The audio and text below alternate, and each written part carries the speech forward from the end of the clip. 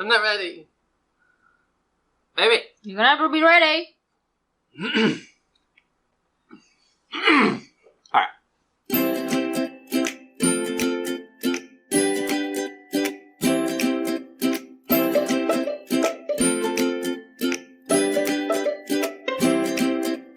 Hey, what's up guys? It's Chad with the Happy Place 46, and today we're just going to be talking with you about how we propagate our plants.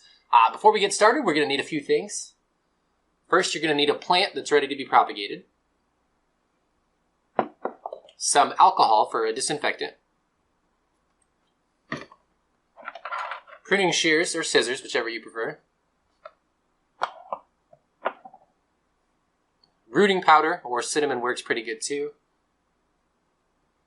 You're also going to need a pot and some soil or some moss if you want to do it that way. And I've also got a bamboo stick just to provide support since it's not going to have a lot of roots, as well as a tea candle that's already going. Alright, so the plant we're going to be cutting today is a Monstera borsigiana Albo. And the way we usually do our cuttings is we try to get at least 2 nodes. You can see them there and there. And we also usually only want to cut a root that has went down to the soil. The problem with doing one that's just like this, there's a good chance it's not going to be able to support the leaves, and so you may end up getting the leaves yellowing or just dying altogether, and that's really not something you want on a plant that is this expensive. Generally what we're going to do is direct this root, let it grow out, direct it down into the soil, because as soon as it gets underneath the dirt, it's actually going to start branching out into like a full-blown root system. And so at that point, it's pretty safe to be able to cut it without having to worry about, okay, is this thing actually going to root or is it going to rot if I stick it in water? So it's the safest way to do it. You just have to be a little bit more patient. Okay, so you can see with this root, we've already done that. We've directed it down into the dirt. So we're going to cut it right below that node and below that root. And so that's going to give us this whole root system that's underneath the soil, as well as this root here, which in the future we can direct it down once it gets into its new pot.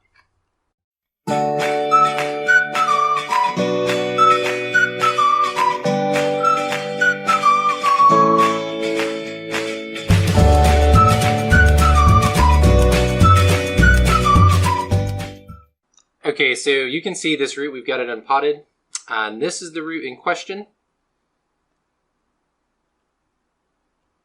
Just trying to be super gentle with it so we don't rip it.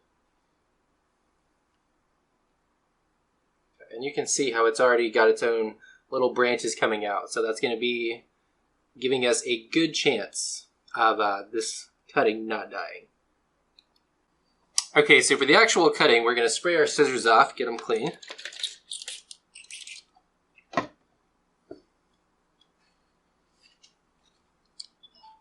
Then after we get our cutting, we're going to dip it in this hot candle wax. And what that's going to do for us is to seal off the bottom of that stem to prevent any sort of rot from happening or any bacteria from the soil getting inside of it. And we're also going to cover it with some cinnamon before we do that.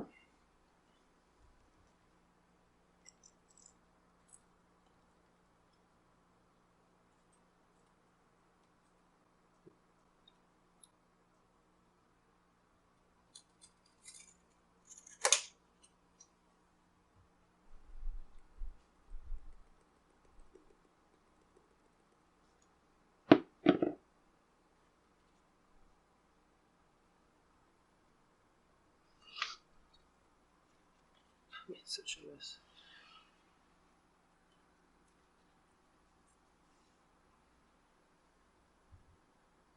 Okay, and if you're uncomfortable about dipping your plant in hot wax, you can actually do what I did with this one originally.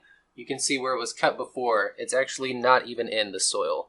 So you can pot it up just like that above the soil if you're worried about that cut getting rot. Okay, so now we're ready to pot this one up.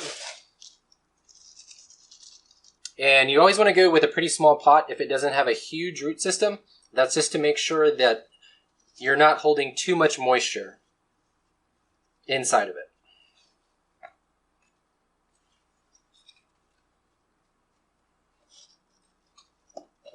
Speed through this.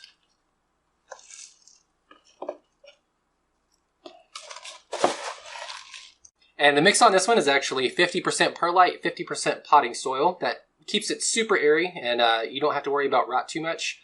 And I'm just going to slowly direct this root downwards as it grows out, and then it'll put out roots underneath the dirt just like that last one did.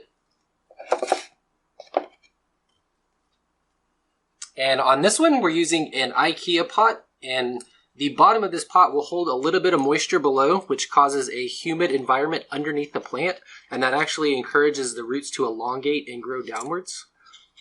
And you can see from the mother plant, you saw that root sticking out the bottom of the pot, and it's in that same type of environment. It just really promotes those roots to start growing for you.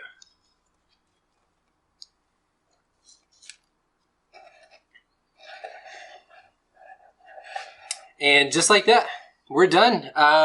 It will be wobbly for several weeks until those roots really grow in and help stabilize it.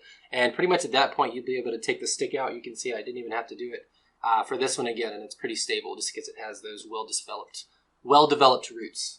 And that's it, guys. If you have any questions or comments, let me know in the comment section down below. And if you enjoyed what you saw, feel free to give us a follow on Instagram, thehappyplace46. We're planning on bringing you many more useful videos coming up, so stay tuned.